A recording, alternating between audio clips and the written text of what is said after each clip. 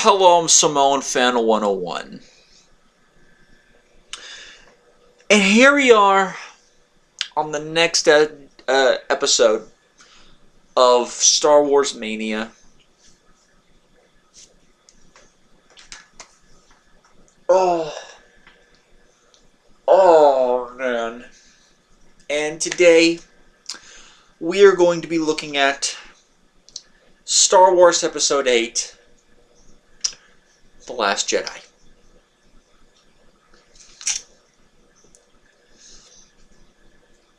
Settle in, folks.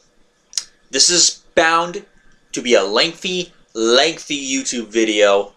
Even Rogue One, which was 40 minutes long, will pale. Maybe.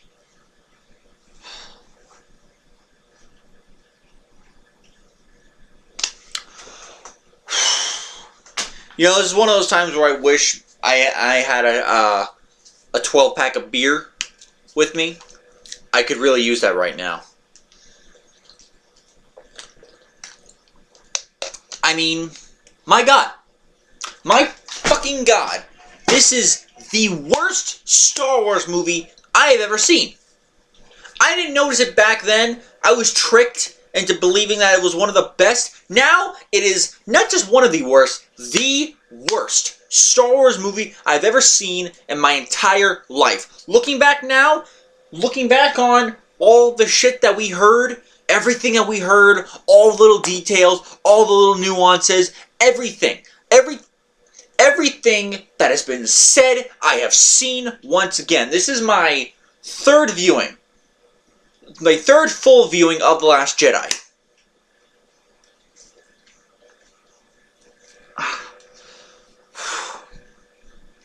Okay. Gotta calm down. Let's start into why this cinematic suicide is such a thing. Why this was the movie that truly broke the fandom. Why the fans have gone to war against Lucasfilm. I knew the flaws even back then, but I was still willing to say it's still good, it's still a decent enough movie.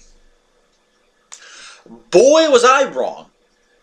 When I went into this movie, I was projecting a 6 out of 10 rating. Severely flawed, but still enjoyable nonetheless. Very similar to Star Wars Episode 1, The Phantom Menace. That's not the case here. Oh no. Oh no! It's not a 6, it's not a 5. Which means it's worse than the Clone Wars, which at the time... worse than the Clone Wars. Worse than Attack of the Clones.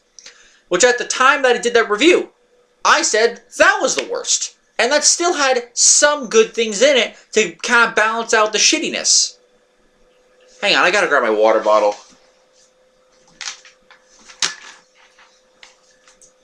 Okay.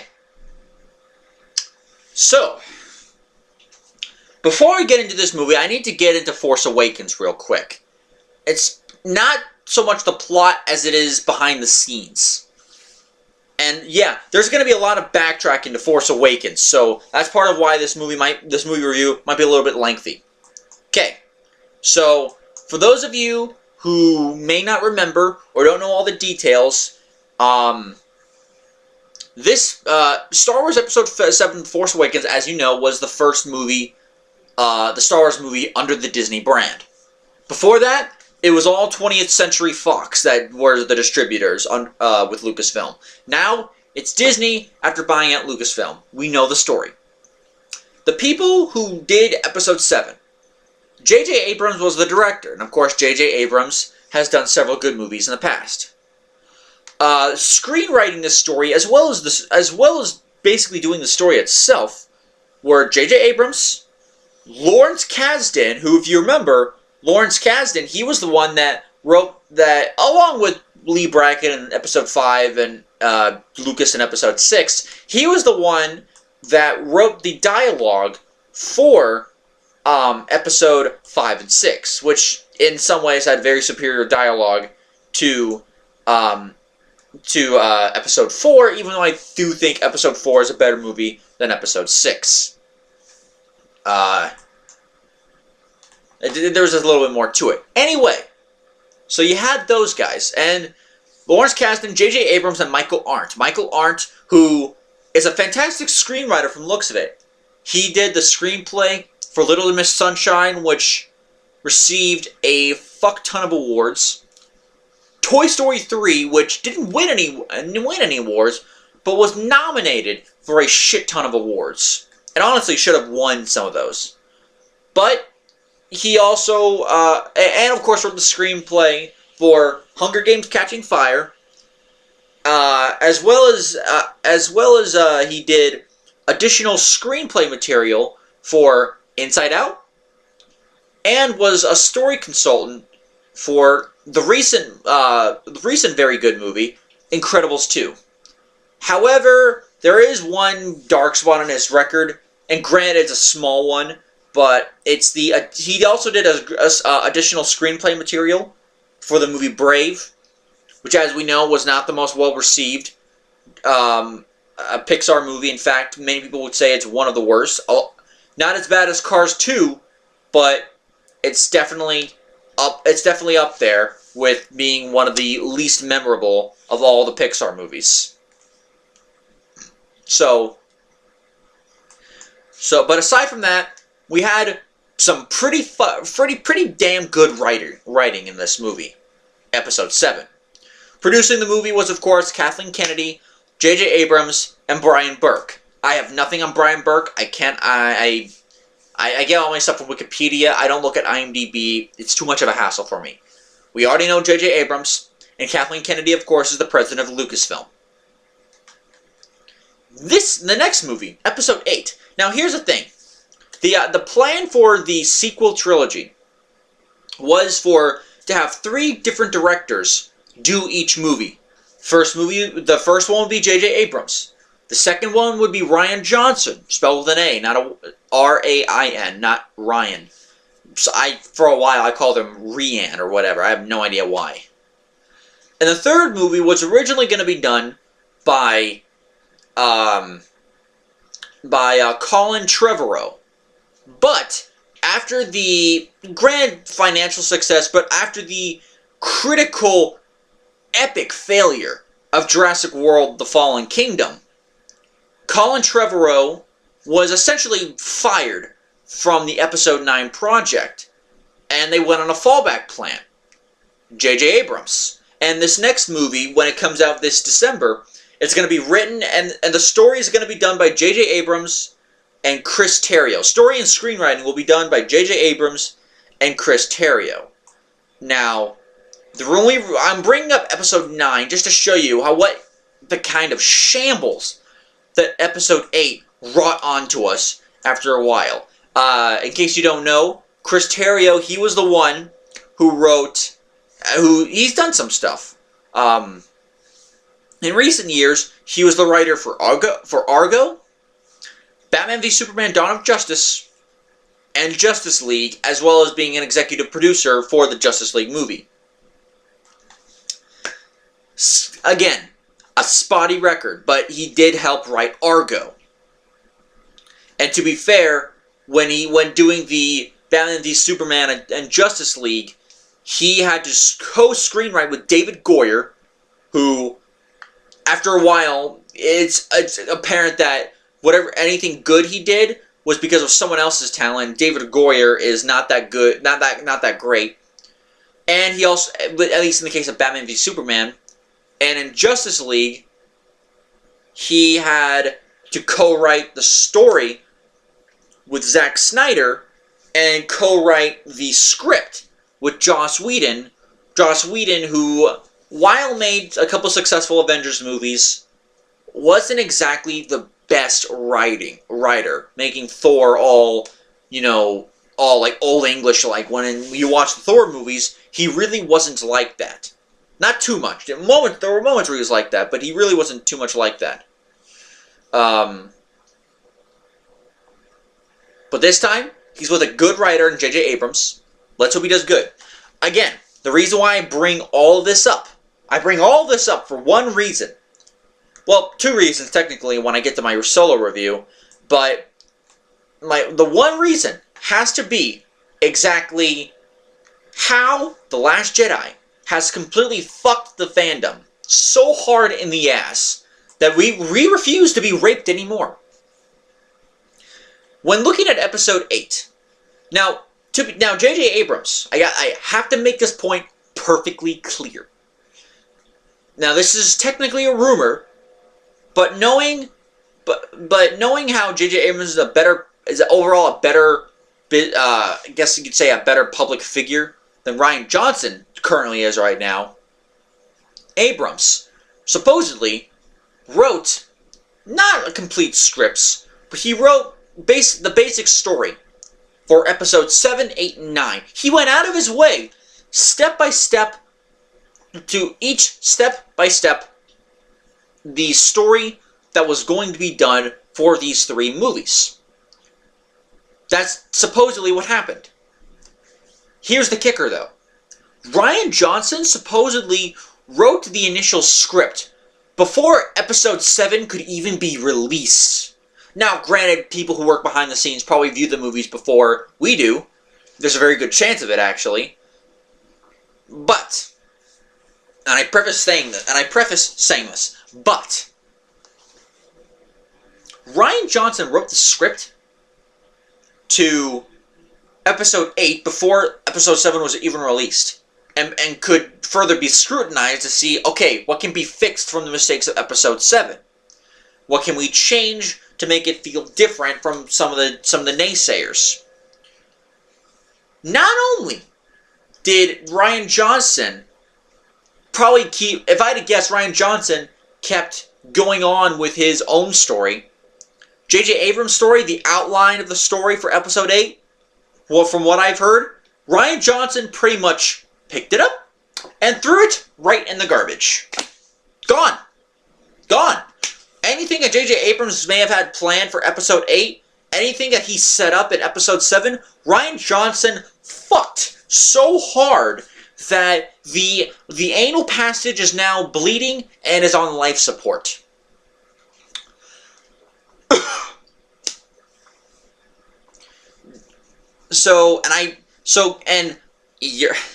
It shouldn't be a surprise by now. Who directed the movie? Rian Johnson. Who wrote the script? Who was the screenwriter for this movie? Rian Johnson. Who wrote the story of this movie? Rian Johnson. This was a George Lucas situation, when Lucas would direct, screenwrite, and make the story for the movies. The difference, though, this is George Lucas's franchise. He can do what he wants with it. We can scrutinize him for it. I mean, but it's his story. This is his baby. He can do what he wants with his baby. Not saying it was perfect, but he had a good excuse. Rian Johnson, you got to keep faithful to what George Lucas would have wanted in some capacity. The best aspects of it, at least. Rian Johnson must have taken a page out of the Jar Jar Binks playbook. Because Rian Johnson took over the George Lucas role of this movie. And it shows. Oh God. It shows. Okay. I've talked about the specifics of the behind the scenes enough. Let's get into the plot. I can't believe it's taken me almost 15 minutes to get to the actual plot and talking of the plot of the movie. And keep in mind, guys, this is going to be different from the kind of reviews I've been doing. Previously, while scrutinizing certain points, I have been basically saying the plot first, giving the background, saying the plot first, and then giving my overall thoughts. This is going to be a different kind of review. There's so much shit to go what's going on here. I need to scrutinize every single little thing as I talk about the plot and give additional details after I talk about the plot to give my overall rating. Okay, so what's the story? Well, believe it or not, it starts out okay enough. this movie takes place pretty much immediately after the end of Episode 7, something that a Star Wars movie had never done before. Each and every Star Wars movie up to this point has always had some kind of time gap in between films. For example, as I did the research, Episode 5 took place 3 years after Episode 4. Episode 6 took place 1 year after Episode 5. Then Episode 1 took place over 20 years before the events of A New Hope. Episode 2 was 10 years after Episode 1. Episode 3 was 3 years after Episode 2. Which actually, similar to the time gap in between 4 and 5, Episodes 2 and 3 didn't just have a time gap in between the chronological time period, it also had a time gap in real life too. 2002 to 2005, that's obviously 3 years apart. Then you have Rogue One. Well, not Rogue One. You had the Clone Wars, which of course took place a few months after the events of Episode 2. Force Awakens, which was 30 years after Return of the Jedi. Rogue One, which while it did eventually completely lead up to Episode 4, it started quite some time after the events of Episode 3. And then, of course, this movie does something different. It takes place immediately after the events of the previous chronological film. Now, believe it or not, I actually like that. That's one of the few things about this movie that I like. Because it gives, because considering how the last movie ended, you kind of had to follow this movie up immediately with, at least in some capacity. You had to follow this up somehow, very closely, in the events of Episode 7. I actually like that. And to be fair, the opening shot of this movie is actually pretty awesome. With a long tracking shot from space, going past certain ships, and then us cutting to the base. That, I think, was awesome. Now, here's the thing.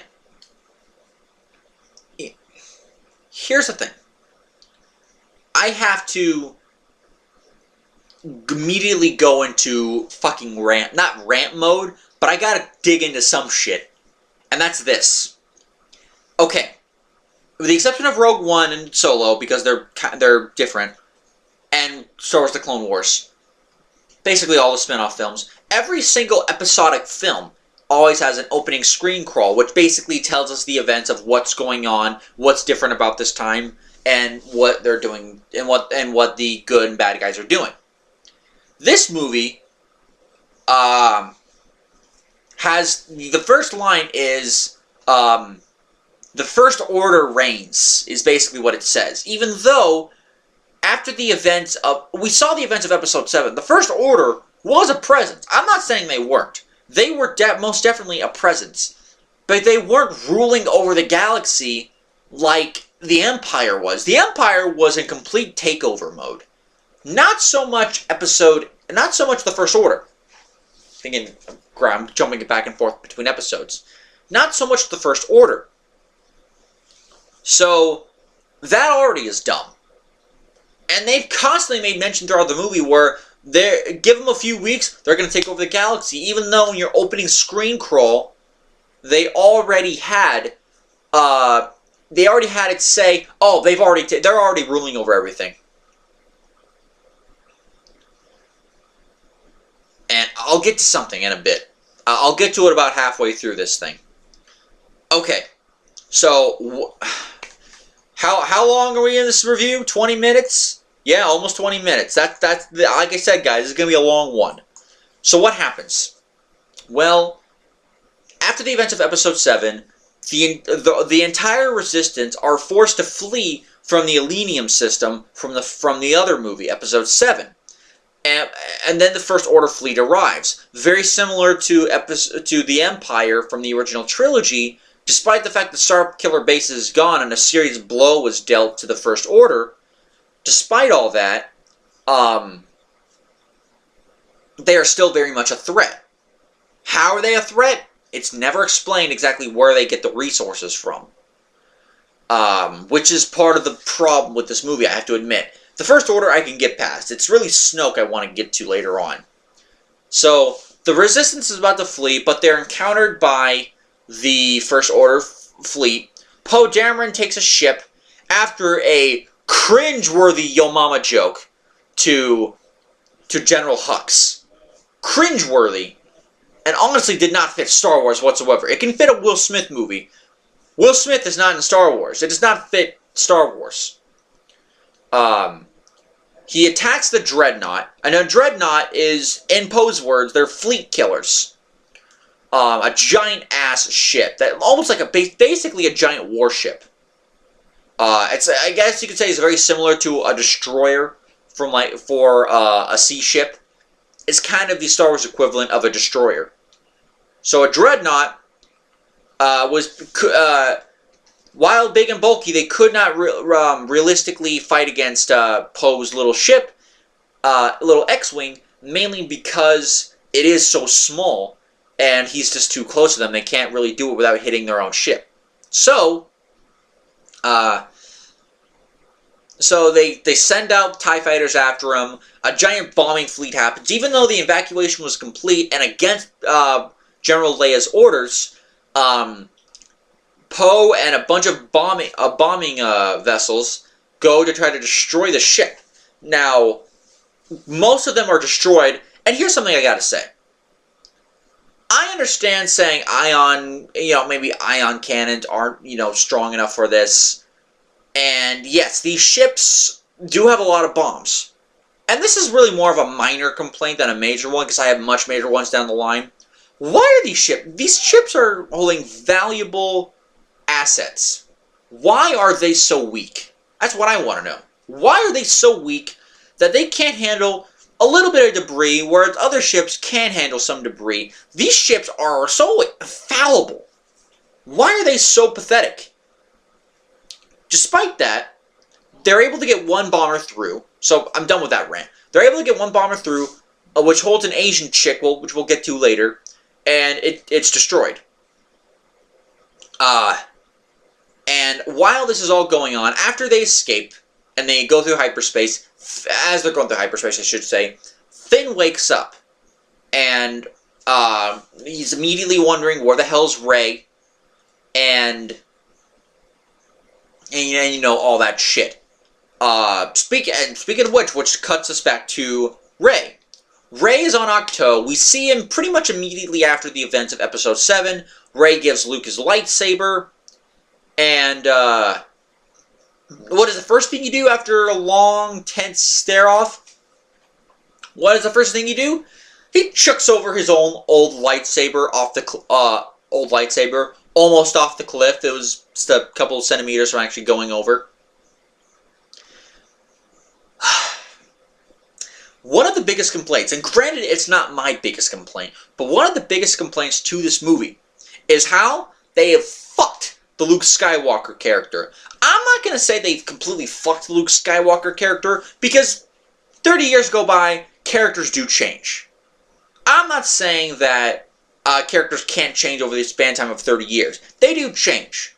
Obi-Wan Kenobi was certainly a different Kenobi from Episode 3 that we have ended up seeing in Episode 4. Clearly there were some changes.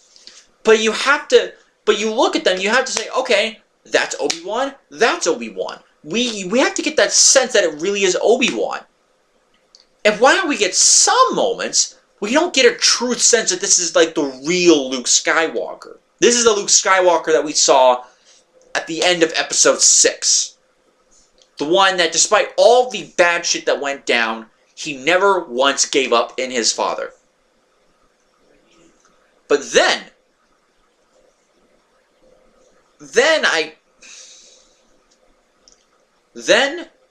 comes the milk drinking thing. Luke drinking green milk. Fuck off. That scene, looking back, I thought it was funny the first time I saw it. Looking back, I fucking hate that scene. I hate that scene. I want it to die and burn and the fires of hell like Frollo from Hunchback of Notre Dame. Okay, continuing on. We're going to get through this. I am going to get through this because my sanity relies on it. After all that shit went down, we have Rey trying to get Luke to train him, but he won't do it, even after learning exactly what Kylo Ren has done, the fact that Han Solo is dead. Luke refuses to help, even at the behest of Chewie and R2-D2. Luke, well, sort of R2-D2, I'll get to that in a second. Luke refuses to help. This is not the same Luke Skywalker that we saw in Episode 6. There has to be some correlation between the two. Luke comes across as a guy in this movie. Now, granted, Mark Hamill does a great job acting as him. I'll get to the acting later. Luke himself is like, really? No, I'm not going to help you. And hell, even the details they get wrong in this movie. Luke says two things. He says two things. One, why would I go to the most unfindable place in the galaxy? Well, you did leave a map. You left a map. Alright? You did leave a map for people to find you. You dumbass. And on top of that, why did you come here in the first place? He says later, I've come here to die. When in Force Awakens, that's not what was fucking said. Han Solo straight up said himself. He should have known Luke one of the best. Han said himself that Luke went looking for the location of the first Jedi temple. Granted, we didn't actually see a temple, but as the Jedi first started out, you can understand, you know, a small little room tree thing would be not exactly a temple, but kind of like a place where Jedi could convene. But yeah, he straight up says, I came here to die. No, you... And this is what goes to Rian Johnson and his writing. I'll get to some of the writing later. But Rian Johnson was absolutely terrible. He wanted to make his own movie, disavowing any details that were explicitly said in Episode 7. The little details, no wonder why I believe his script was written before Episode 7 was even released to the mass public. Because it doesn't look like he paid attention to some important details. It looks like he doesn't pay attention to them. So, after that, Luke finally agrees to teach Rey and the ways of the Force. After learning a little bit more about her, saying that the Jedi needs to end, after R2-D2, who's with Rey and Chewie, after R2-D2 shows Luke exactly, shows Luke Leia's old message from Episode 4, Luke agrees to train Rey and to show her why the Jedi need to die off. Why they have to be gone. Meanwhile, back on the whole resistance thing. So they emerge out of hyperspace, but then Snoke's Snoke's ship, which is the lead ship of this fleet, is basically chasing them. They can't escape. So they have to keep their ship just out of range for the blast not to affect them too much, but their fuel will burn out. So because of this, before they get out of range, a small group of Imperial, of First Order fighters, TIE fighters, led by Kylo Ren, who no longer has his mask after being, talked down to like a child in front of by Snoke. He was talked down to like a little child. And to be fair, Snoke did the same thing to General Hux. He no longer has his mask. His scar was changed, and despite lying the first time, saying, "Oh, the scar wasn't like that," Rian Johnson later claimed that he moved the scar because he thought having a scar over the nose was a bit too silly looking. I can understand that. Question is, why did he have to lie about it? So Kylo goes, destroys several ships, attacks the main cruiser, but when he has the chance to destroy the platform where Leia and the other Resistance leaders are, he doesn't take the chance because, well, it is his mom, and it was said in this movie that he still has a little bit of conflict within him after killing Han Solo. But of course, another TIE fighter takes it out of his hands to... a couple other TIE fighters take it out of his hands to destroy the platform. And everyone, Admiral Akbar, the other main Resistance leaders, Leia, they all drift out in space. Now, as we all know, this was Carrie Fisher's last movie that she actually filmed. Granted, she's scheduled to be at episode 9, but that's because they're using deleted scene footage, or unused footage, from episode 7 and 8. But yeah, Leia is out in space. We thought, okay, this is really freaking weird, but this is how Carrie Fisher's gonna go out. She goes out, in her death. But not before, by the way, emasculating Poe Dameron for saving their asses and helping to destroy the Dreadnought. She criticizes him. She's demoted from commander to captain. And she says the line, by the way, I gotta mention this. She says the line, "You can't solve problems by jumping into an X-Wing and blowing things up." Oh, really? Oh, really? Luke Skywalker, your twin brother, did the exact same fucking thing at the end of Star Wars Episode 4, A New Hope. A young, hotshot pilot who jumped into an X-Wing and blew shit up. What happened? He blew up the Death Star.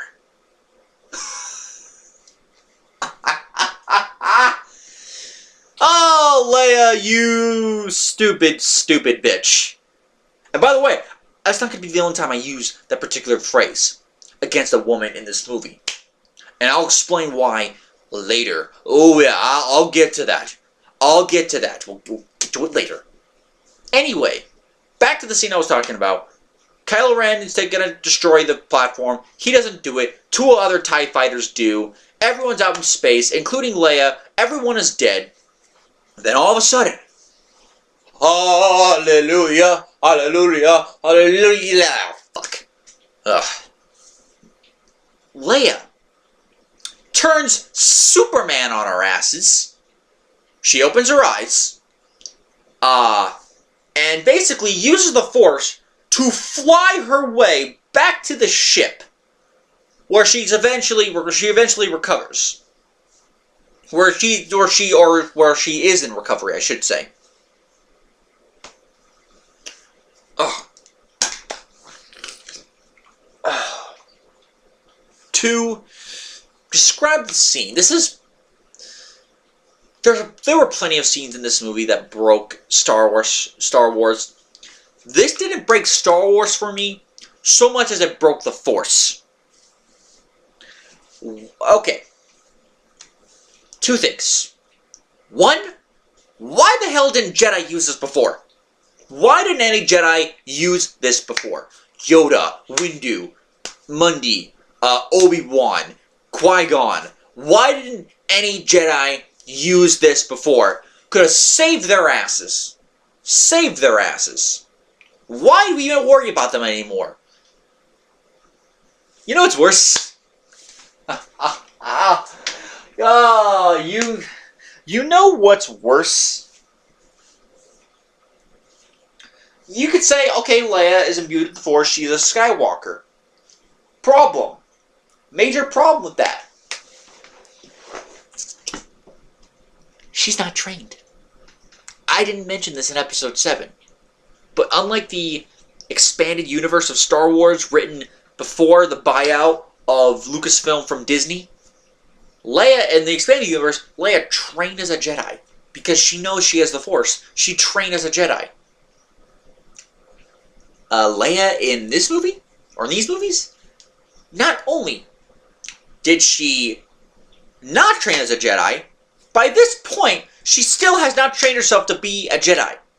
She's she's untrained in the Force. Now granted, in previous movies, we see that she's able to establish a Force connection between people she's close with. We saw it in Episode 5 when she was close with Luke. We saw it in Episode VII when Han died. And of course, that's her husband. Of course, she's going to feel that way. We even see it later in this movie when Luke dies, and Leia kind of already knows.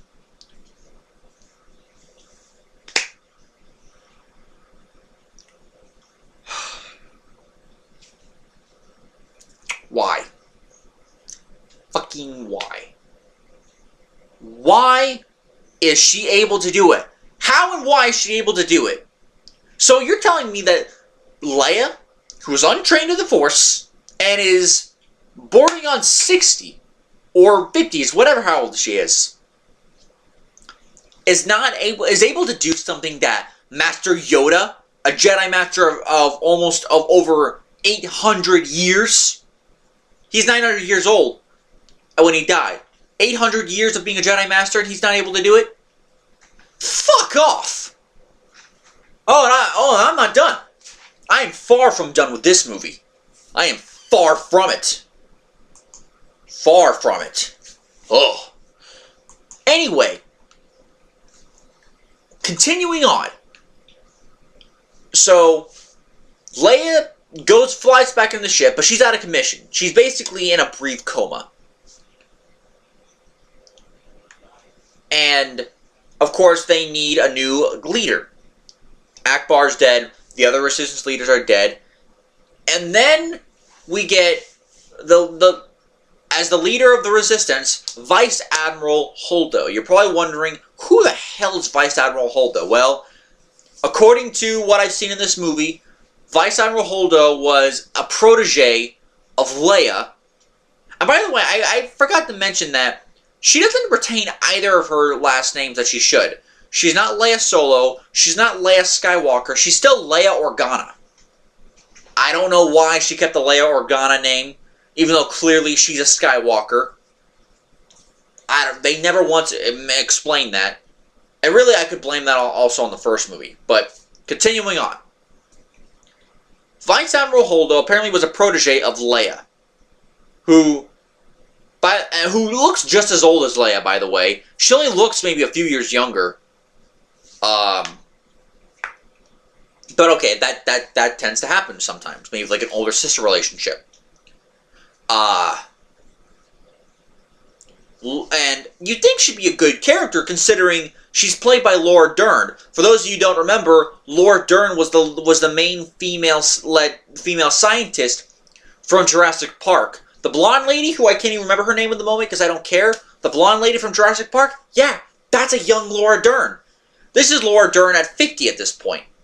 She was 50 when this movie came out. Which means she probably filmed it around 49 if I had to guess. But still, that does not excuse the writing of this person. Laura Dern does actually do a decent job of actually acting. But just because you act well does not mean you are written well. The writing fucked this movie so unbelievably hard. It screwed over this entire, what could have been a fantastic film. So you have Holdo, who, by the way, everyone in the Resistance, every one of the members, they're all in uniform, almost always. At least some kind of uniform. Leia was in some kind of uniform-like outfit. In the original trilogy, Leia was always dressed up like, getting her hands dirty, dressed up like one of the boys. She was always one of the people who would lead by example. In this entire movie, and I gotta thank Bandit Incorporated for giving me the idea of saying what kind of dress she has. She has her frilly purple hair, which is the first sign of a dyke. I'm saying that jokingly, but still, it's ridiculous. Frilly purple hair. It's all combed and done up with the curling iron and everything. And on top of that, she has this long cocktail dress. Thank you, Band Incorporated, for that line. She's got a long cocktail dress. She doesn't even look like one of the leaders at all. And yet they make the explanation later that she was a protege. She was Leia's personal protege. But she doesn't act any way like the old Leia would.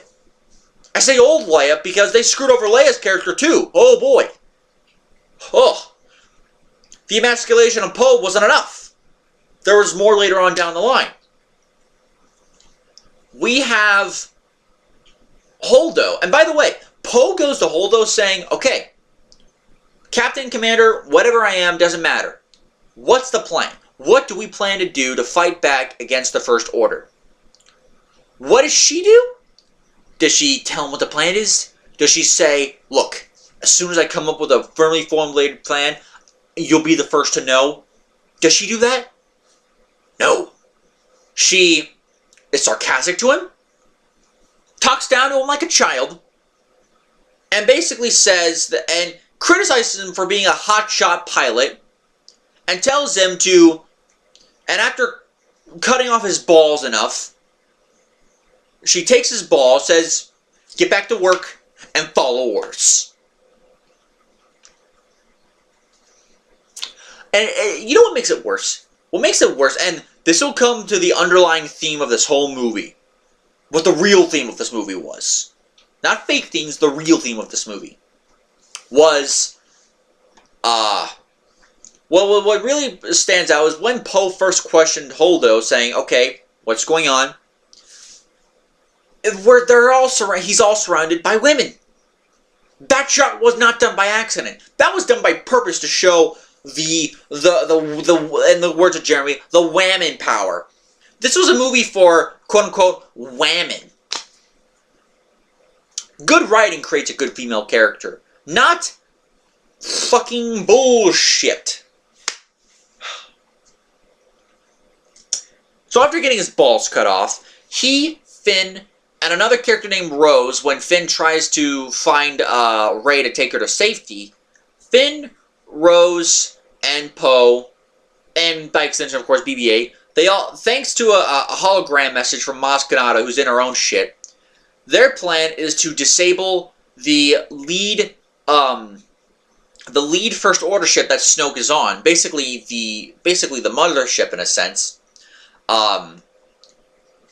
So that way it'll give the Resistance enough time to make another jump to hyperspace, because they're out of fuel. They're running low on fuel. They only have a certain amount of time, and if they go to hyperspace again, the First Order will just attack them while they're out of fuel, and then they will all die. So in this case, their plan is basically to shut down the tracker that the First Order have on the Resistance, so that way there will be enough time, only 6 minutes, but it'll be enough time for the Resistance to escape. That in itself is actually not a bad plan. It's actually a pretty decent plan. How do they plan to do this? They need a hacker. They need a hacker from a planet called Canto Bight, which is basically kind of like a casino-like planet.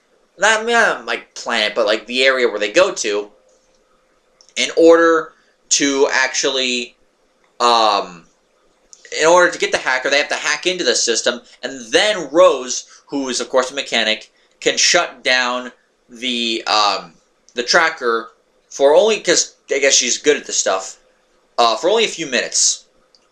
Just long enough for all of them to escape, and hopefully including Finn and the others. And while Poe eventually helps turn on the hyperspace drive so that they can go. That's why Poe stayed on the ship and Finn went with Rose and BB-8. Again, not a bad plan. Not a bad plan. But it has to do with the execution of it. The execution is what failed. So, and I gotta focus on this for a while. I'll get back to Rey, Luke, and Kylo Ren in a bit. But yes, that's what they do. And by the way, I was trying to remember exactly what it is. Rose Tico, played in this movie by Kelly Marie Tran, who again is a good actress, just not in the right role, at least not written well. She was the sister of another character called Paige, who is the Asian chick that we saw launch the bombs on the Dreadnought earlier in the movie. Meanwhile, Okay, meanwhile, Poe is trying to convince Holdo that, what the plan is, trying to get out of her what their plan is. She's refusing to tell him. During this, Finn, Rose, and BB-8 go to Canto Bight in what many people consider to be one of the worst scenes of the movie. I would not say that. I'd say, was it done badly? Probably. Was it the worst scene of the movie? No. There was some positive aspects from it. I'd say some, really just a couple, from the whole Canto Bight scene. So Finn, Rose go there. They meet with what's supposed to be the master codebreaker, but they get arrested. And then they find another codebreaker, DJ, who in this movie is played by Benicio del Toro. Poor Del Toro, he has to be in this movie. I mean, Benicio del Toro, for those of you who don't know, Benicio del Toro is a supremely talented actor who's been in several movies. And in this movie, he plays a character called DJ, ignoring the DJ line. Sorry about that. He was in The Usual Suspects. He was in Sin City. He was in Sin City, which is a fantastic movie for anybody who hasn't seen it. There's a movie called Traffic, which I remember being pretty good, although maybe that's just me. He played and he's recently, in recent years, has played the Collector in the Marvel Cinematic Universe. Thor: The Dark World, Guardians of the Galaxy, Avengers Infinity War, all those things. So, the guy is a talented as hell actor. And again, he's talented here, plays it over the top, sure, but he's talented in this movie, just a bit over the top. And again, one of those movies where the character doesn't truly need to be there. And could have been used for a much greater purpose, but just isn't. So, hang on, I got a drink, guys. My brain needs to.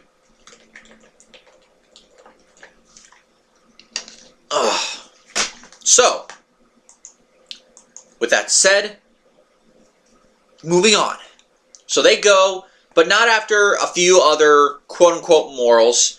And here's the thing, the ideas for the morals are sound, saying that the only thing that will get you super rich, war can get you really super rich. And that's why Rose hates Canto Bight. Because the fact that everyone's super rich and they're doing it off of war. And the fact that not everything is so peaceful. The idea of it, the good ideas of it are there. Again, it's the execution. They frivolously blame the First Order for all of this, even though they're going to war with them, so they're contributing to it. Hell, DJ later on, right before they go to the to Snoke's ship, they points this out to the ship that they eventually steal. But yeah, there's a lot of things about the Canto Bight scene that are bad. The giant horse-like things were not needed for the. They really were not needed. They were just there to, I guess, virtue signal for animals. The one alien that went like, ah! Yeah, that was retarded. That was stupid. And the one kid who helped let them go, he's like, woo, woo, woo, woo. I'm like, I'm not kidding. You go back and look at that kid, and that was in the one scene where he actually really had dialogue, and like actually made noises. I'm gonna say right now, and some of you might, be kind of freaked out by this, but I'm gonna say right now, what that kid did in that one scene, it's the white kid with like the cap who doesn't really speak. It's that kid. He's the kid at the end of the movie we see with the broom and the resistance ring on his hand, which was given to him in this movie by Rose. Same kid. In that one little line of dialogue, he was by far worse than anything that Jake Lloyd did as Anakin Skywalker in Episode 1. Somehow he topped the annoyance of that. Oh. I mean, my lord. My lord. Bad. Bad, bad, bad. bad, bad, bad. Moving on from the kid. Is there anything good about the Canto Bight scene? I think a lot of people shit on the Canto Bight just a little bit too much, saying that, oh, it's an uninteresting place. Yes, is it the most interesting compared to what other Star Wars movies have brought us? No, it's not. Is it horrible? I don't think so. And to be fair, I did like it that one alien, small little alien, was putting monies into BB-8. You're probably wondering, well, it's a dumb scene. Well, to be fair, a lot of people there drank. My guess is that alien was off his rocker. He was probably drunk as shit. And probably like, oh, put this money here. Give me my money, bitch. Fine, I'll give you more money. Okay, here you go. Here you go. They should have gone, rated R with that scene. That would have been hilarious. But yeah, aside from a couple of moments, yeah, the scene was not done that good. It was not that good of a scene. But Benicio del Toro, he joins Finn and Rose, should have been Rey, Finn and Rose, to go back to the fleet to get their shit. And like I said, the ship that they stole was a black arms dealer who sells not just for the First Order, but for the rebellion, the Resistance as well. I'll get to the rebellion line later. The Resistance as well. And the reason why he's called DJ, DJ is not his real name, at least I don't think so. His whole motto is live free, don't join.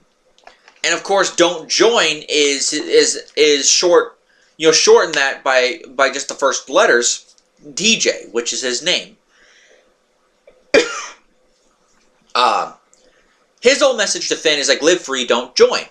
Which, if you think about it, was what Finn wanted in the first movie, in Force Awakens. Was that he didn't want to be a part of the First Order, but he also didn't want to be a part of the Resistance. He wanted to be his own person, which is exactly what DJ is. This could have been a great lesson for Finn to look at DJ and say, do I really want to be the kind of person that DJ is, completely on his own, backstabbing everyone in sight, because that's just who I am. They could have done that, but they don't take full advantage of it. Again, the idea is there, but it's not realized, and it just comes across as useless. Meanwhile, back with Holdo and Poe,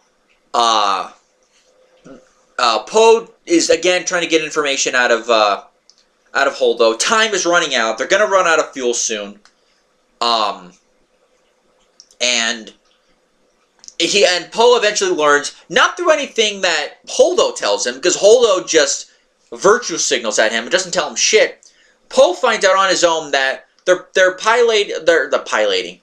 They're filling up the small little cruisers, the escape cruisers, with people and supplies.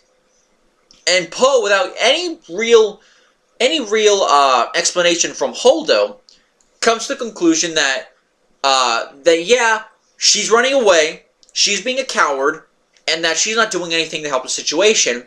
What does Holdo do? Does she try to defend herself? No. Does she try to explain to him, hey, this is what the plan is? No.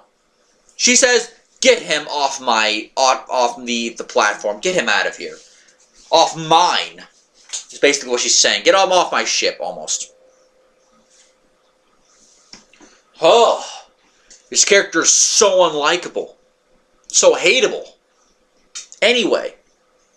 So, while Poe eventually takes a mutiny, because eventually it comes to the point, after explaining to her later, that this is what Finn and Rose are trying to do,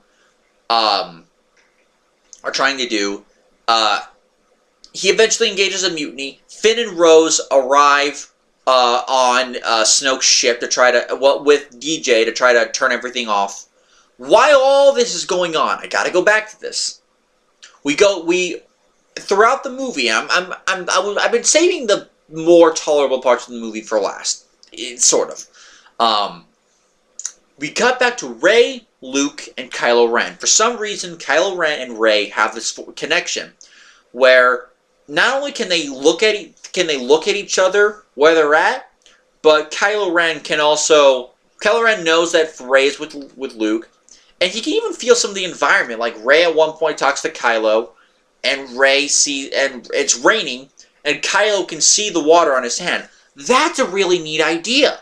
That's a really cool idea that's never been done before, and is unique, and is within the realms of the Force, unlike the whole Leia flying through space like Superman thing. That is a cool idea. Of course, Luke trains her and Rey in 3 lessons. The first lesson is you feel the Force. Feel that the Force does not belong to one person. Granted, the scene could have been written better, but I get what he's trying to say. The Force is not simply just a power. The Force belongs to everyone. Everyone has the Force. It's just those that use it that can truly determine what the Force can truly do. Rey sees the balance, she sees the light, she sees the dark, but Rey also has an extreme amount of Force power within her. Something that Luke notes that only one other person had, which was Ben Solo, aka Kylo Ren. Lesson number 2 later on was really a history lesson. Not so much a lesson in the Force, but a history lesson. Telling Rey that the history of the Jedi in a lot of ways is failure. You're probably wondering how is that even possible? And even Rey doesn't believe that. When you look back on it, look at what happened in the prequel trilogy. He even made mention to say, at the height of the Jedi's power, they allowed Darth Sidious to take over the Republic, create the Empire, and wipe the Jedi out. Really sound. That's actually a really sound point. Then we have him, and of course giving the lesson to why the Jedi should not be held up as legends. Why he should not be held up as a legend. Because he was responsible. He doesn't explain the full detail, but he was responsible partially for Ben Solo becoming Kylo Ren and turning to the dark side. He blamed himself. He said that Kylo Ren took he said he took like a dozen students. He took a few of his other students and eventually killed the rest. This was, of course, a reference to the Knights of Ren, which was noted in Episode 7. Which, by the way, the Knights of Ren is another thing that's not in this movie. Continuity? What's that? The Knights of Ren is not in this movie, and even Rian Johnson later on himself said, look, I want to do a lot of these things in this movie. He straight up told us that the Knights of Ren was something that he did not want to do in Episode 8, at the very least. So, yeah, there is that. So, again, which is also pretty stupid, by the way. So, Kylo Ren and Rey continue to somewhat bond over, between the Force. Luke, and by the way, he said he would teach Rey 3 lessons. We never saw that 3rd lesson. In fact, that 3rd lesson we would not see until the Blu-ray edition of the movie came out, and we saw it in the deleted scenes. Which, again, had the idea of a good message. Don't always go full force in the battle without knowing exactly what you're going into. Sometimes you need to let things go. Which is a good lesson, but then Luke plays it off as just a big fat joke. And on top of that, it's not even in the movie. So you can't even make mention that there were 3 lessons. There were only 2. This movie can't even keep continuity with what's in its own movie. Much less with the other films. Huh. So, after a while, Kylo Ren tells Rey the whole truth that yes, Luke did not just confront Kylo Ren about being part of the dark side. No. Luke turned on his lightsaber and from Kylo Ren's perspective tried to kill him. Which yeah, after this reveal and after Luke finds Rey and Ben Solo, the former Ben Solo, touching each other through the Force, after a brief skirmish, Rey confronts Luke, saying, demanding what truly happened, and Luke gives him the whole truth. That yeah, in his moment of weakness, Luke turned on his lightsaber, preparing to kill Kylo Ren. Or kill Ben Solo, I should say. But he knew pretty much almost as soon as he did it that he made a mistake. But the problem is, Ben Solo saw it, and he saw the eyes of an innocent, scared, frightened boy who defended himself and then defected from Luke Skywalker. Basically saying that Luke's own fuck-up was the reason why Ben Solo truly became Kylo Ren. And here's the thing. This is back when Luke was a Jedi. Why would Luke do this? Luke is not the kind of guy who would immediately go to sword. He would go to words first, like he did with Jabba the Hutt in Episode 6. Why would he immediately go to turning on a lightsaber and trying to kill his own nephew? Why would he do that? Why did he do that? Because Rian Johnson's story permitted that he would do that. Even though it's not part of Luke's character, that's what Rian Johnson wanted in order to continue what he thought the story should be. So not only does Rian Johnson ignore details from the plots of movies, he ignores the character aspects of these movies. Oh my lord. So, Rey tries to get Luke to fight with him. Luke does not go. He instead goes to destroy the ancient Jedi texts and the little tree thing. He's confronted by the ghost of Master Yoda, who I will admit is one of the few really good scenes in the movie. In one of the few really good scenes in the movie, Yoda is a puppet, and while Luke has some hesitation in destroying the books, Yoda instead does it for him, summons lightning, and it was already storming outside, but Yoda helps summon the lightning to destroy the tree. Some people say, how the hell can Yoda summon lightning? Guys, this is Master Yoda. Master Yoda is fucking awesome. And as a ghost, does he have more force power? He probably does. Because Master Yoda is the shit. I'm not going to argue against that. And while the scene is mostly good, and I love the message they're trying to convey in the scene, which is that, yeah, we have to pass on to our students not just the good stuff about us, but we have to pass on our failures. Look at our failures and learn from our mistakes. That in itself is actually a really good message. But there's a problem with it. Yoda at one point says that Rey already has all she needs to learn. She doesn't really need the books. Two things. One, the overpraise of Rey. Rey is already super strong. Without any real lightsaber training. Granted, I looked in the scenes in the DVD release. It says she has lightsaber training. Bullshit. Bullshit, she does not have lightsaber training. Instead, Rey has basically self-taught. Now, granted, she has the bow staff thing. I said this in my episode 7 review, and I'll say it again here. She has the bow staff training. She's been using that bow staff for years. That I get. A lightsaber, she should not be able to know how to wield it as good as she does. The fact that she knows how to wield it as good as she does is ridiculous. A bow staff is not a lightsaber. A lightsaber is a lightsaber. Hell, you watch the online fan-made film 3 in the Morning. Which, as they say the same thing. The only thing with any real weight is the handle. Saying that it's not exactly like a sword. You can't even wield it like it's a real sword. You have to wield it like it's its own thing. If a fan film knows more about Star Wars than this movie does, then you've lost.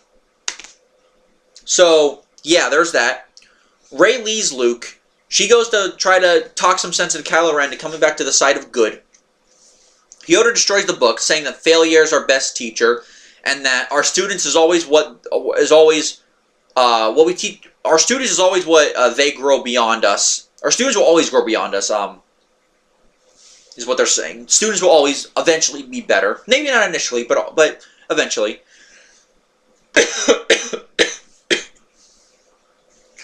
Which again is a good lesson.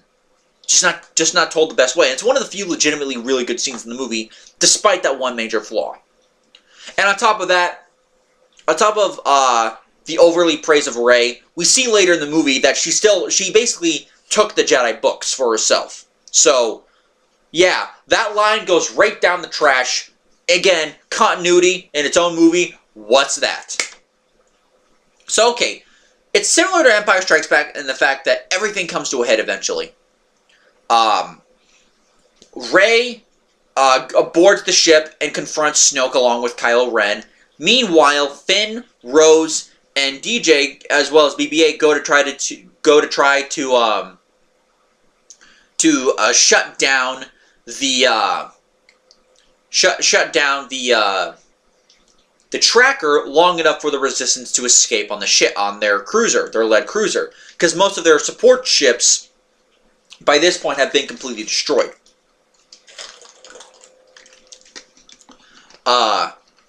So that's what happens.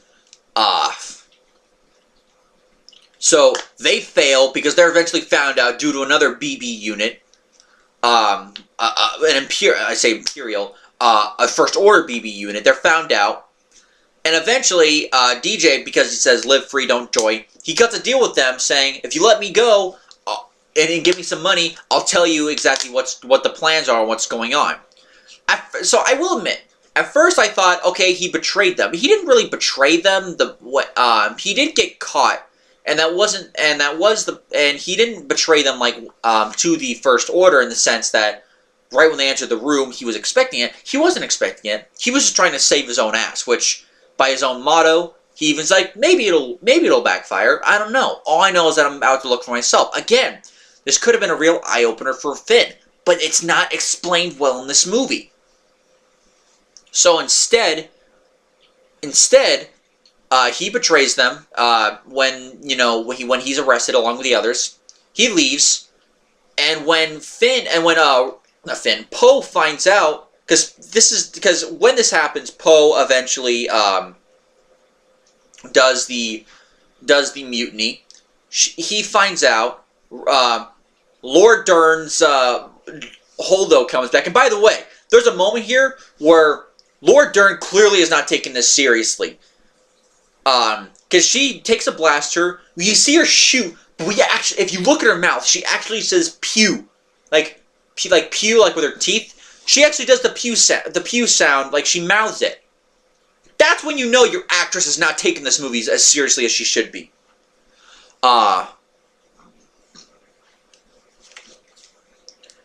Anyway, while the mutiny is going on, Poe finds out that, yeah, Finn and Rose failed, and DJ backstabbed them later on. Leia wakes up, uses the Force, uses a stun gun in order to stun Poe, and while they all leave the ship, Holdo tells Leia, look,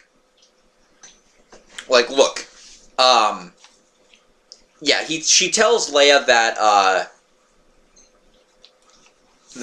she needs to stay behind the ship so someone can pilot the cruiser. While that makes sense, why didn't they just use a droid? Maybe the autopilot, was destroyed. So, autopilots were a thing back in the prequels, even in Episode 1. Why? So, okay, we could say autopilot was destroyed. Why didn't they just use a droid? Why didn't they use 3PO as what they eventually did with Holdo? Why didn't they use? I guess because 3PO is awesome, so they don't want to kill off another character. I'll get to that in a bit. Why didn't they use a droid? I don't know. I don't know why they didn't use a droid. Maybe we hated Holdo so much, or people hated Holdo so much that we willed the movie with our Force to kill off the character, which eventually happened. While this is going on, Kylo Ren and Rey are confronted by Snoke. Snoke is so overly confident that Kylo Ren will stay with him that he doesn't see that Kylo Ren twists the lightsaber to kill Snoke, and then Rey and Kylo Ren fight the Praetorian Guards. I have conflicting thoughts on this fight scene. On the one hand, I like the knockdown, drag-out fight of the action scene instead of being an overly choreographed fight, or the way too careful fighting of the originals, or of course the choreographed fight of the prequels. Instead, what I liked about it, hang on, Instead, I'm out of water. It's kind of like almost like a street fight with swords and stuff, which I kind of like. First of all, though, so on the other hand, there's that. But then I gotta go to Rey, and I'm sorry, Daisy Ridley, but I gotta do this to you. Daisy Ridley did not put her best fighting performance in this movie. First of all, there's a scene right when the fight starts. There's like a little not a tracking shot, but there's a shot where they're all fighting off the Praetorian guards. But there's a scene where the Praetorian guard is supposed to spin and try to cut her head off with one of his little saber blade things. But Daisy Ridley was too slow to duck. So he had to, in mid thing, he had to kind of like, instead of doing this, he had to do like this. And then Daisy Ridley blocks. Daisy Ridley ducks anyway. So they really needed to redo that shot, and for whatever reason they never did. I guess Rian Johnson said, "Oh, this is the best shot we got." Completely missing that part. Then later, Rey, and of course Rey, being as good as she is with the lightsaber, is ridiculous considering she had no lightsaber training whatsoever.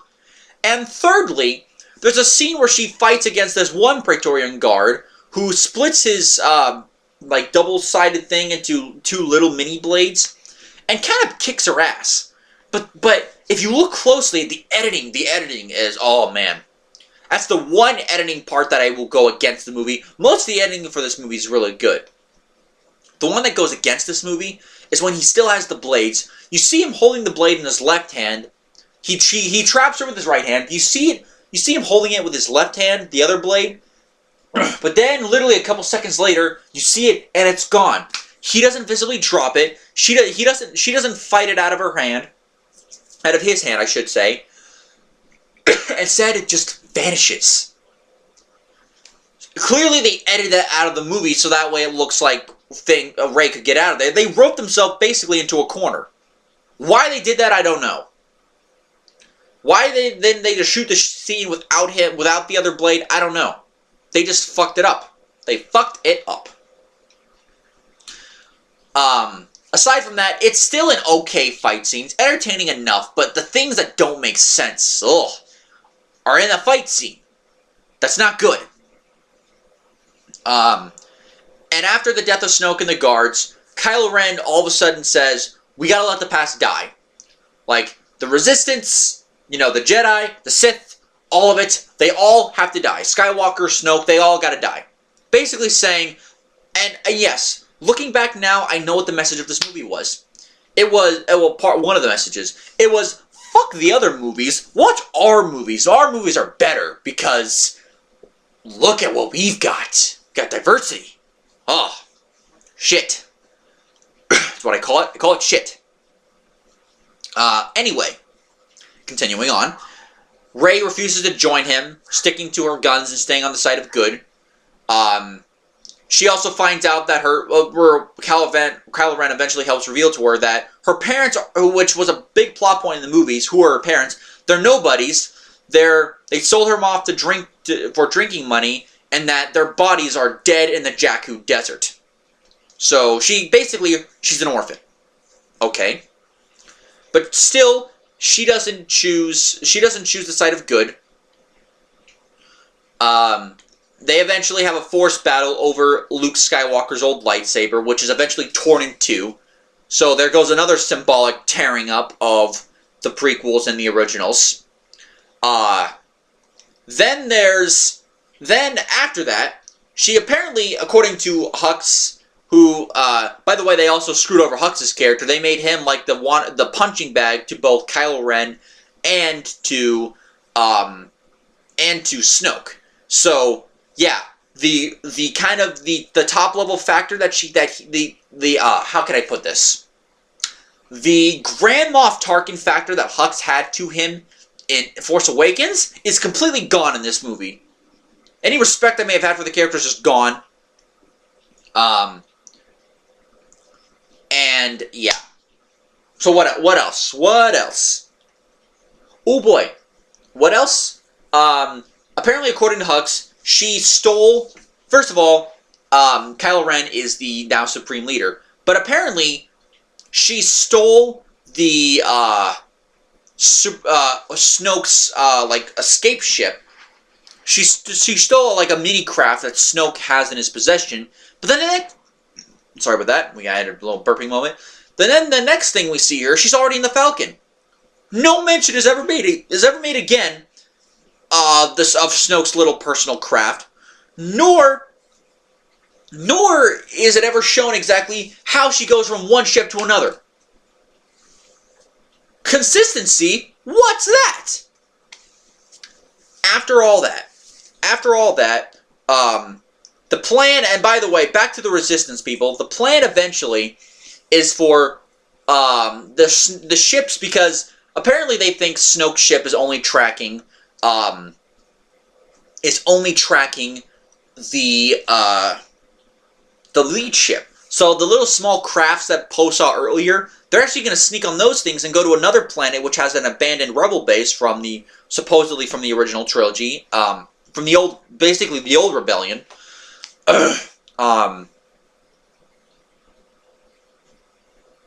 Yeah. So I'm losing my train of thought here. So they have everything they need from the old rebellion to, well, not.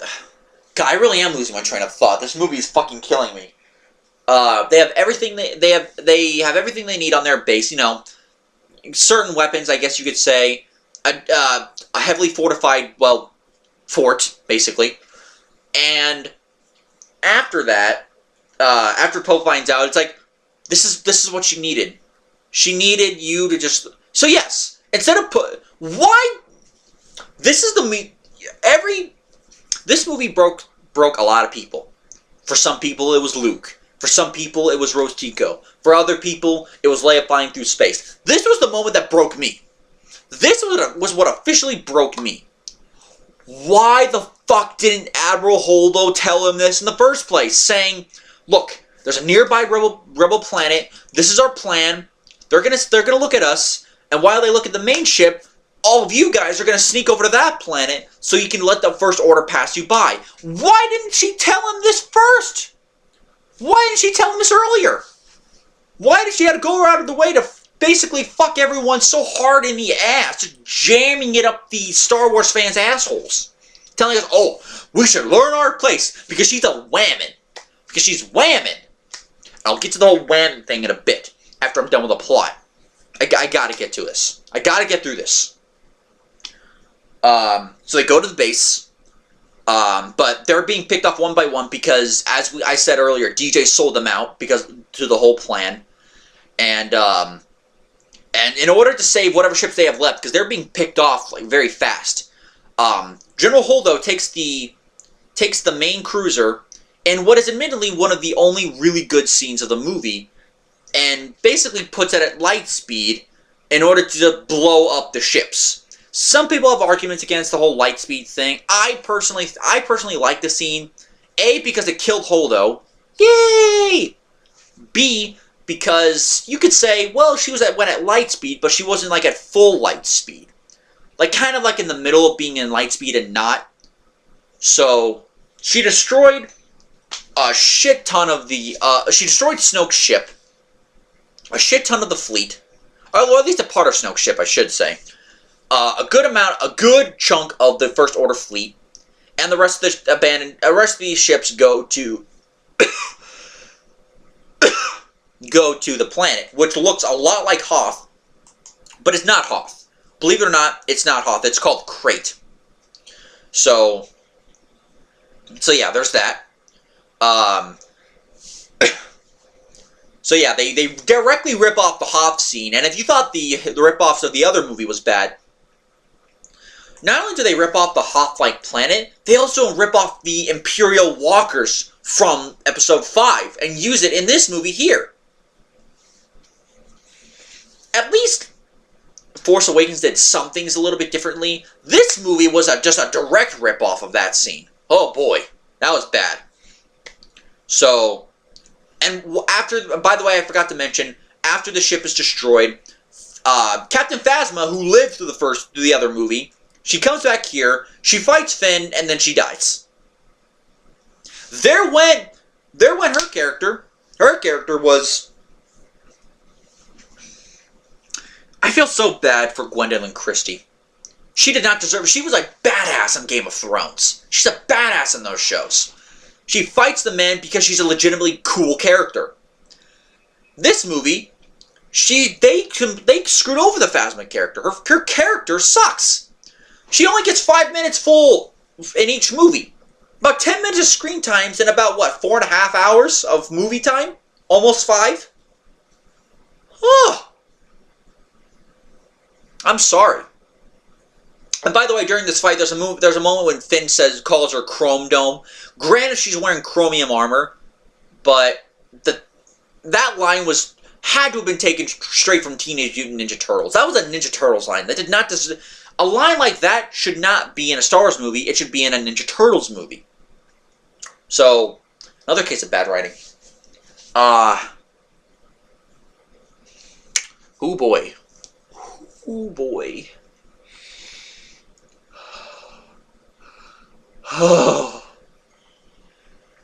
So, they escape. Everyone reunites. Luke Skywalker supposedly comes back to fight Kylo Ren. For some reason, he's using his blue Anakin lightsaber, which was clearly destroyed earlier. Why didn't he use his green lightsaber? I do not know. I still don't know why they didn't do that. I mean, seriously, why did they do that? Then, and apparently it's revealed that he's really a force projection so that they can get the others out of there. Before I get to, I gotta mention this. I have to mention this. Another thing that really killed it for me, not as bad as the whole Holdo lying to Poe, but another thing that killed it for me was, Finn and what was supposed to be Finn's sacrifice.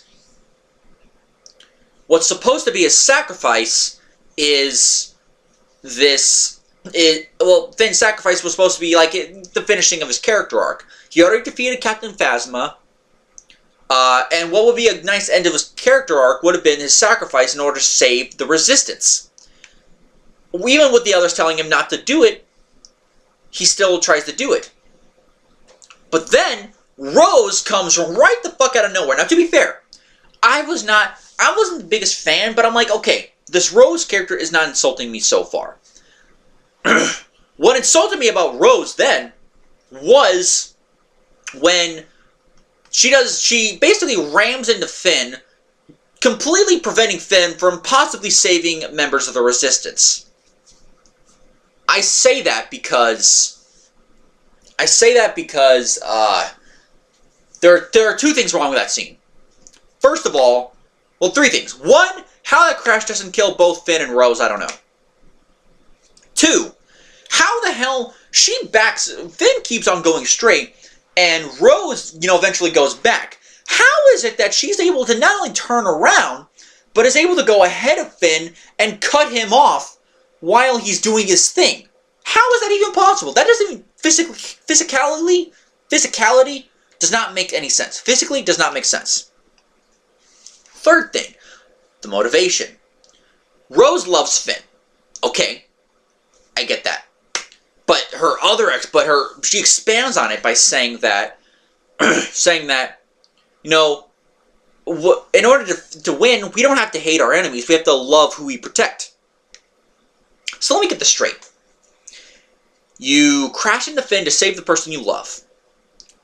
But Finn was going to sacrifice himself to save the Resistance, which you're also fighting to protect. Oh my god, these characters are stupid! Okay, that's it. I'm finishing up the plot of this right now. Luke goes, he's a force projection, and apparently, even though Leia, I think, figures this out, that it's a force projection, Luke apparently does not, is not really there. He's still on the planet Octo. He's not on Crate, which is why his facial hair, his beard, his hair, his clothing is all different. And why he also wields a blue lightsaber. Why he didn't wield the green one, I don't know. And to be fair, there was a couple subtle hints where he wasn't really there. Like, they meant, like, when you step on the not the snow, it's actually salt. You leave it and it looks red. Luke didn't have that. He left no foot imprint. So there were a couple subtle messages, which I actually did kind of like. But after the Force projection's over, and he declares that he won't be the last of the Jedi, and that Rey is a Jedi now. And by the way, she lifts rocks, a bunch of rocks out of the only way that the Resistance can leave while Luke is fending off Kylo Ren and distracting him. So that way, whatever's left of the Resistance can go on the Millennium Falcon and they escape. Luke's Force projection ends, and then Luke is shown to move on into the Force. He disappears, much like how Yoda and Obi-Wan did in the other two movies. He basically dies. Yes, Luke's Force, your biggest cash cow, except for maybe Darth Vader. But again, your biggest cash cow of your entire franchise is now gone. And unceremoniously at that. He's not even given a good death in a real battle. No. He Force projects, he disappears, and he's gone. Fuck! And on top of that, what makes it even worse is that at the end of the movie, Leia's like, okay, we have enough of all we need in order to rebuild the Resistance, in order for the Resistance to rise. She tells Rey this. And all the characters are just talking to each other like, yeah, we're smiling, even though there's only like 12 of you guys left. And you're on your last legs. There's nobody else helping you. Because they made mention earlier that they tried to get a distress signal out, but nobody was responding. But yet everyone's talking to each other. They're all smiling. They're all happy-go-lucky. And that's how this movie ends. Oh, no. That's not how this movie ends. The movie ends with the little kid that I mentioned earlier. He somehow uses the Force to grab a broomstick, and it's so subtly that he could be a Jedi, he is a Force user, and that's how your movie ends. And go back to the Millennium Falcon thing with the happy-go-lucky thing. Remember when Holdo did the Holdo maneuver and destroyed all the ships with the Lightspeed cruiser? Poe, Leia, and Carrie Fisher's real-life daughter, who's actually in this movie, and, credit to her, that's kind of awesome for her. Carrie Fisher's real-life daughter is watching this, while other people in the back are like, they're talking in the background. Like, what are these extras doing? So that's two occasions where the extras are not paying attention to what should be going on and are not doing the right thing.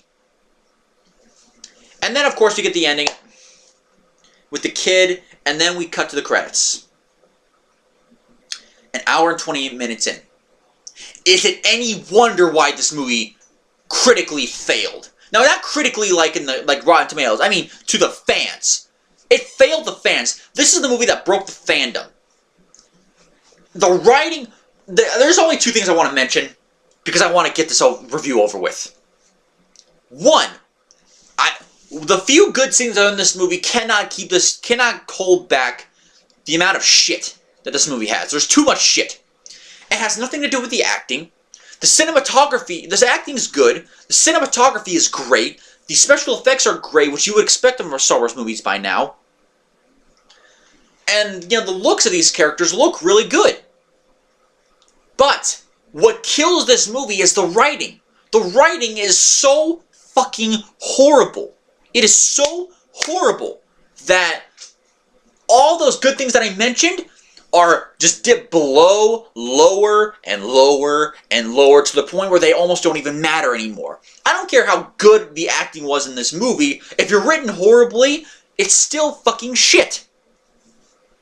Rian Johnson lacked the consistency from his own movie, the consistency from the other movies, the previous one, especially with Force Awakens, lacked consistency with the characters, and speaking of consistency, that leads to my other problem with this movie. The message of this movie. Not the failure, not killing in the past, which is also pretty insulting, saying fuck the other movies, which is really what the message is when you really look at it. No. It's respect Whammon. In the words of Jeremy, respect Whammon.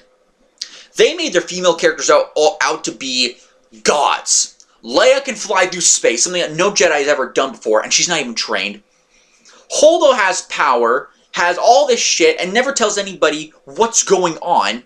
Not even the people in her like little inner circle. And yet, you know, she's still right by the end. And Leia helping her along also makes Leia look even worse. Rose saving Finn the way she did was completely fucking shitty. Rey being as overpowered as she is, not having any true training with the Force, not having any real training with a lightsaber. Luke never taught her lightsaber skills. Gem So, Neiman, Jarkai, dual blade fencing. No. None of that. He never trains her in lightsaber combat, yet she's this good. To the point where she beats the Praetorian Guards and Kylo Ren is in trouble. She has to help him even though he's the one that truly trained. The Knights of Ren not being in this movie. The motivations of Luke. The fuckery with Luke's character, even though Mark Hamill did a great job in this movie. The few scenes that are in this movie are the only reason why it's not getting a 1 out of 10. This movie's even worse than the Clone Wars movie. And I bagged on the Clone Wars movie. I bagged on it. But there are at least a couple of good qualities. This movie, the writing is so piss poor. The messages are so fucking insulting and are so fucking immature. I'm giving this movie a 2 out of 10. The only reason why I'm not giving this movie a 1 out of 10, the only reason is because of the few good scenes and the few good qualities the movie has. That can no longer overcome all the shit that's in this movie. 2 out of 10, fuck this movie, and even the good scenes. I feel so bad because there are good ideas in this movie, but it's underwhelmed by all this layers of shit. Fuck this movie. 2 out of 10. See you next time, guys, with, up until December, the last edition of Star Wars Mania when I review Solo, A Star Wars Story. Until then, I am going to take a giant piss, my giant piss on this movie. 2 out of 10. Bye.